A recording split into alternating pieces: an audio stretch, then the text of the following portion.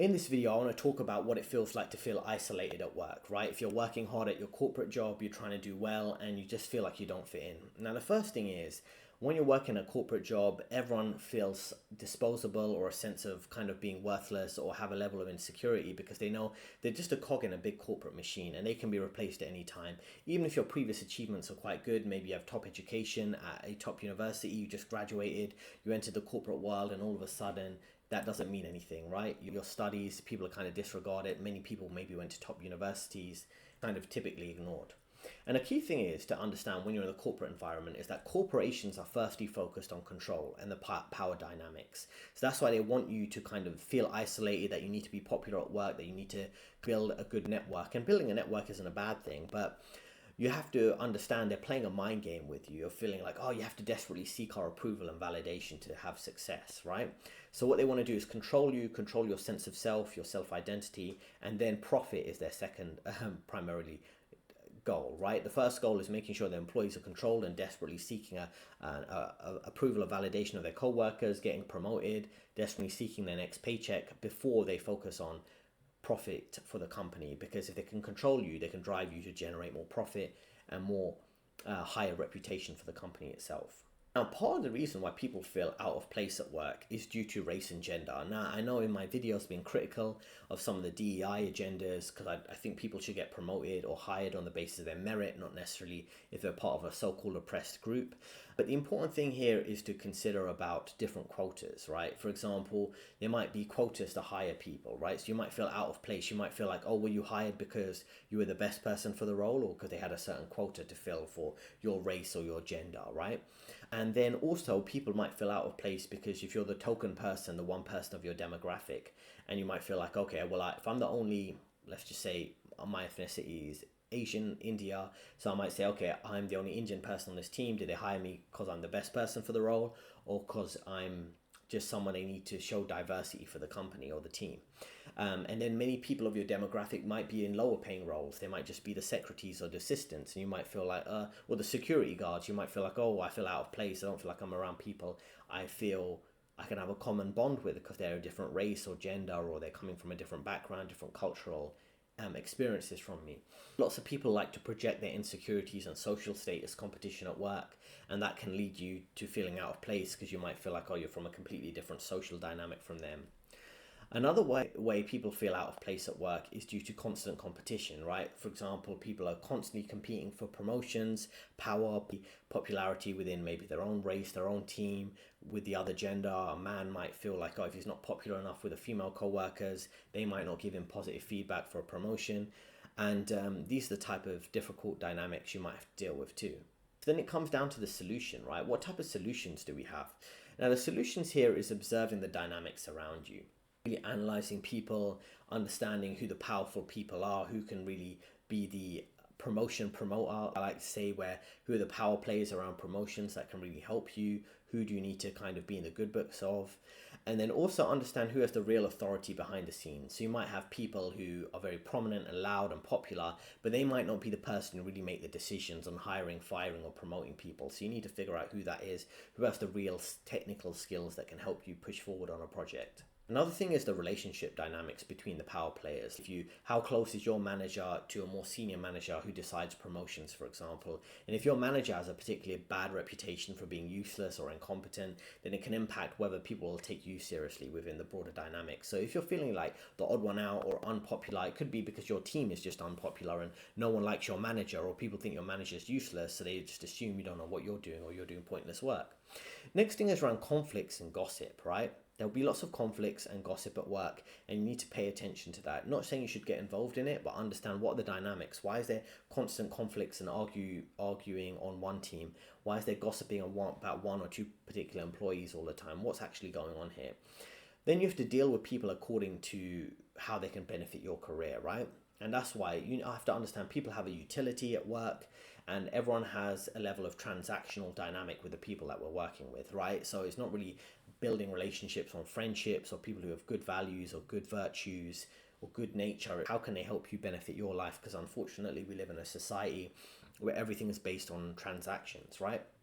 So what is the power or influence that someone has, right? Power to help you get a project done, influence to describe you positively to senior stakeholders to they get promoted. How can they help you if they have some technical skills or some soft skills? Maybe you have good technical skills, you need someone who's good at persuading. Can they really help you in your career?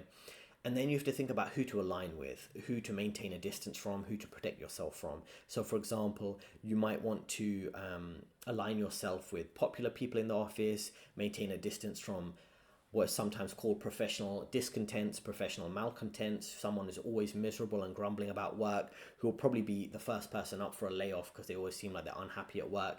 Who do you need to protect yourself from? Some people are gossiping all the time, always giving negative feedback about certain employees to others. There's people you need to protect yourself from. And when it comes to ownership of ideas, that's the next point here, right? So when you have ideas, you want to take ownership of it and get the credit for it. You can document that proof by, if you have a new idea for improving a process or a procedure, you might want to outline it on an email, send it to your manager and your manager's manager so it's clear you're coming up with the idea. Because sometimes what ends up happening is you share your idea maybe with your direct manager or one other team member, then they go and take it to someone senior and they get the credit for it, and people act like you never came up with it. This is the thing, document the proof in writing, typically on emails, and share it with promotion providers. Like I say, people can assist with you making more money, you getting promoted. Be careful who you share your ideas with, not others who only take credit in certain instances for your particular expertise. So it could be a manager, a major influencer, or the wider group. So if you share an idea with the broader team, then everyone will perceive you more positively than compared to, just sharing it with one particular person. Another thing that will really help save your career in a toxic work environment is being able to save proof of your work, right? So the challenge is when you're at work, you're dealing with a busy work day, many deadlines, different projects, challenging priorities, complex documents and different folders and things typically organized in a bit of a disorganized way, and you're always adapting your to-do list based on the latest priority. It's difficult enough before you're dealing with toxic people at work, right? And that's this meme here where a coworker says, "Are you okay? You seem a bit stressed." Me, "I don't want to talk about it." Me, 2 minutes later, you're just venting about the workday. So it just shows you how, it's a funny meme, but it's just trying to show you that it's kind of difficult when you're balancing all those things and then you have to add in people dynamics on top of the actual work you're doing. So when it comes to crazy co-workers, they can do these underhanded tactics that are very hard to track. Sometimes they can mess with your files on a shared drive, make edits on maybe shared documents that you have that you didn't actually make, so it makes your work look worse, delete certain paragraphs, reword things with some spelling errors, small things like that.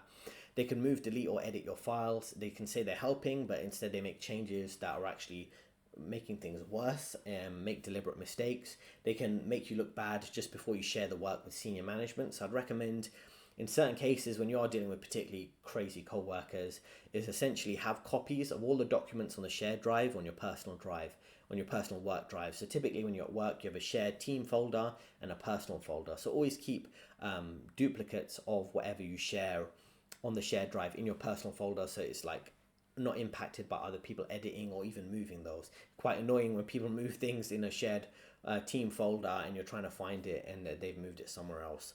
This can make you look bad, or sharing work, they might edit your work just before you share it with senior management or go into a work meeting.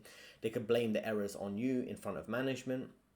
I remember one particular instance when I was working at an American investment bank, and I had to prepare some quite detailed analysis in Excel before it went to a manager meeting with my direct manager and a more senior manager. And I wasn't invited to the meetings, but they would take the document to the meetings.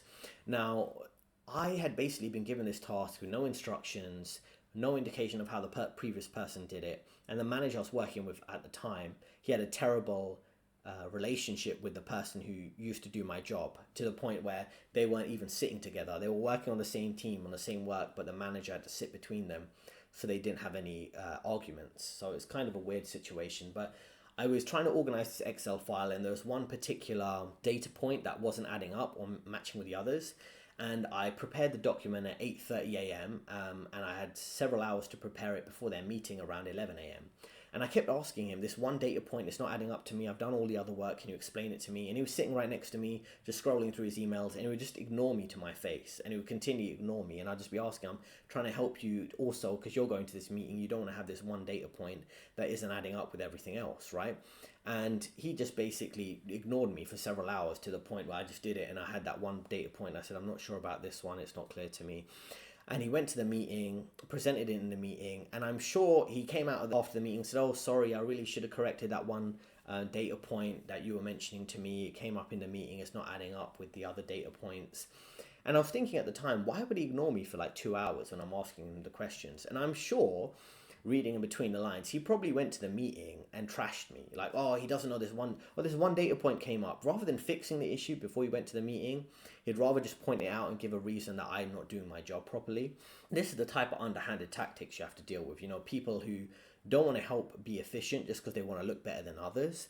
And yeah, it's just a typical thing you have to deal with. So you have to make sure you do your best to kind of plan ahead as much as possible. And there's a quote here from Napoleon Bonaparte, which is quite popular: never interrupt your enemy when he's making a mistake. And unfortunately, you're dealing with all types of people like this at work. They're not going to help you. They don't have no problem with you making yourself look dumb in front of co-workers, or making themselves look smart in front of co-workers, in front of senior management. So if they see you're making a mistake, they'll just let you make it and kind of laugh or gossip about you behind your back after. So you have to be extra careful. Many people see you as a threat. They might have a plan to get rid of you, to make you look less experienced than them.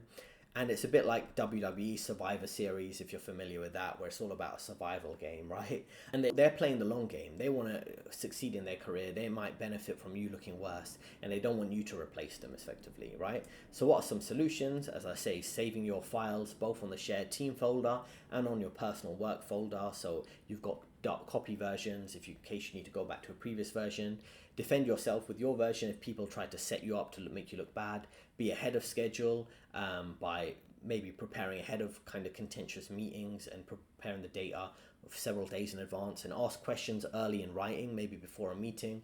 The data points aren't adding up, you can email a member of that team and say, okay, well, I've got this together, but this one thing isn't adding up. I just joined the company and I haven't looked at this previously. So can you advise on what this could be? And then this is the thing, right? And this is what you have to do. Co-workers often are trying to sabotage you. So you have to be aware of these type of instances. So typically, like I say, saving files on your personal work folder, different versions with constant updates. Often you need to defend, if you do need to defend yourself, which can be quite awkward, where you have to send a letter or an email to a senior management contact that another co-worker said you didn't do something properly, but here's the evidence that you did do it properly with another version of the file you previously saved. It can be awkward, but sometimes if you need to do it, you may need to defend yourself in that way, right?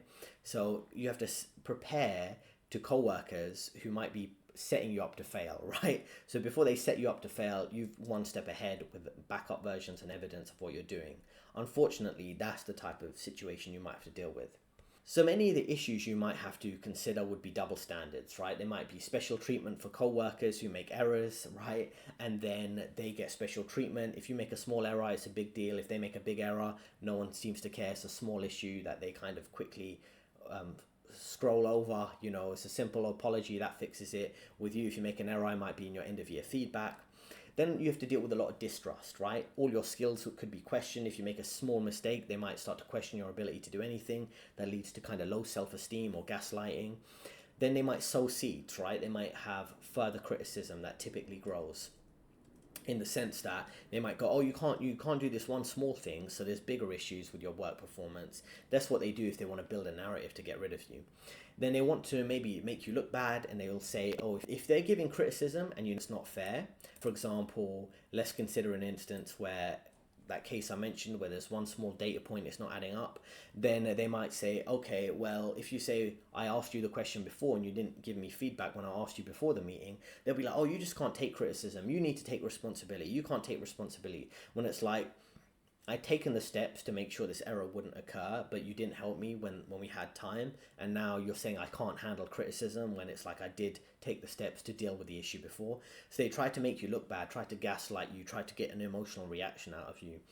And then also the thing is, you could deal with this other instance where you're working on a work project, maybe with another few employees, and you each are responsible for one specific section. And then an employee comes up with some additional information and they make the improvements to their section, but they don't tell you about it. So your section looks worse compared to them. Maybe they correct some data points in their section, they don't share that information with you, and then all of a sudden it looks like your work is way inferior to them. You go to a meeting with senior management and they present it, or you both present it and their work looks so much better than you. That's what ends up happening. They want you to leave mistakes in your work to make you look worse compared to others. Now, I'm not saying employees do this all the time, but it can occur, right? You can deal with these type of difficult environments. And this is how you can really deal with being isolated at work, is planning ahead and protecting yourself. So there's a funny meme here. Sometimes I look across my office and I think about my coworker. It must be wonderful coming to work and being completely useless. So that's the thing. Sometimes you are dealing with co-workers, they are completely useless and they put you in a very tricky position where you don't have that kind of flexibility to defend yourself. That's why you need to plan ahead. I'm not saying everyone's like that, but that is the reality of working in the corporate environment sometimes. So I hope you found that helpful. The two key points are, if you're feeling isolated, to protect yourself and understand some of the social dynamics around you. And the other thing is keeping receipts to help you protect your career. I've worked in the finance industry for over a decade at Goldman Sachs, Morgan Stanley, many top roles, sales and trading, investment banking, working with C-suite executives on a regular basis. And I offer a career coaching program, 12-week career coaching program, 5 spots available each month, 5 places. If you want to work with me, boost your career during these tricky economic times with a recession looming, high rates of inflation, lots of layoffs, I help offer my clients a very tailor-made coaching program service to boost their financial prospects and boost their career prospects too. So go through career, financial freedom, outsmarting office politics just like this, surviving and thriving at work as a man when you have a lot of biases against you, dealing with those promotions and those layoffs if they do occur, which is an increasing trend, and develop financial freedom and stability for yourself. So I hope you found that helpful. Let me know in the comments how you feel if you do feel out of place at work. 2 recommended videos on your screen right now, and I'll see you in the next video.